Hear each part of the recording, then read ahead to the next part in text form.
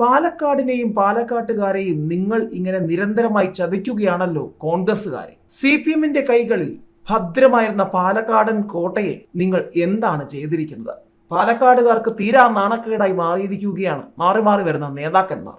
അന്ന് ഷാഫി MP ആയിപ്പോയി, ഇന്ന് രാഹുൽ വരാതെയുമായി. പാലക്കാടിന് വീണ്ടും അനാഥത്വം, പോലീസ് കാവലിൽ ഓഫീസർ. പാലക്കാടിന്റെ ഒരു ഗതികേട്. ഒരു വർഷത്തിനിടെ വീണ്ടും MLA-യുടെ സാന്നിധ്യം ഇല്ലാതെ പാലക്കാട് നിയമസഭാ മണ്ഡലം. MLA ആയിരുന്ന ഷാഫി പറമ്പിൽ വടകരയിൽ നിന്ന് MP ആയി തിരഞ്ഞെടുക്കപ്പെട്ടപ്പോൾ പാലക്കാട് ആദ്യം അനാഥമായി. രാഹുലിനെതിരായ ആരോപണങ്ങൾ വരികയും കോൺഗ്രസിൽ നിന്ന് സസ്പെൻഷൻ നേരിടുകയും ചെയ്തതോടെ വീണ്ടും സമാന അവസ്ഥ. ഷാഫി പറമ്പിലിനെ ലോക്സഭാ തെരഞ്ഞെടുപ്പിൽ വടകരയുടെ സ്ഥാനാർത്ഥിയായി കോൺഗ്രസ് പ്രഖ്യാപിച്ചത് 2024 മാർച്ച് 8-നാണ്. പിറ്റേന്ന് തന്നെ ഷാഫി വടകരയിലേക്ക് പോയി. നവംബർ 20-നായിരുന്നു നിയമസഭാ ഉപതെരഞ്ഞെടുപ്പ്. ഡിസംബർ 4-ന് രാഹുൽ മാങ്കൂട്ടത്തിൽ സത്യപ്രതിജ്ഞ ചെയ്യുന്നത് വരെ പാലക്കാടിന്റെ ഫലത്തിൽ MLA ഉണ്ടായിരുന്നില്ല. ഇപ്പോൾ ആരോപണങ്ങൾ ഉയർന്നത് മുതൽ MLA മണ്ഡലത്തിലില്ല. പാർട്ടിയിൽ നിന്നും സസ്പെൻഷൻ കൂടി വന്നതോടെ MLA എന്ന നിലയിലുള്ള ചുമതല നിറവേറ്റാൻ ഇനി രാഹുലിന് എത്രത്തോളം കഴിയുമെന്ന് കണ്ടറിയണം. 2026 ഏപ്രിൽ വരെയാണ് കാലാവധി.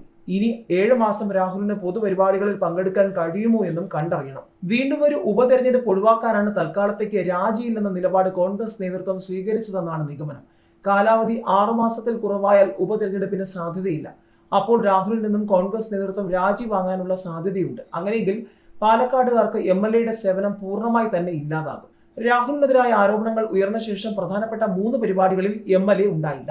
പാലക്കാട് മുനിസിപ്പൽ ബസ് സ്റ്റാൻഡ് ഉദ്ഘാടന ചടങ്ങിൽ നിന്നും MLA വിട്ടു നിൽക്കണമെന്ന് നഗരസഭ പരസ്യമായി ആവശ്യപ്പെട്ടിരുന്നു. സംസ്ഥാന ശാസ്ത്രമേളയുടെ സംഘാടക സമിതി രൂപവത്കരണ യോഗത്തിൽ നിന്നും സപ്ലൈകോ ഓണം ഫെയർ ഉദ്ഘാടനത്തിൽ നിന്നും തിങ്കളാഴ്ച MLA ഒഴിവാക്കിയിരുന്നു.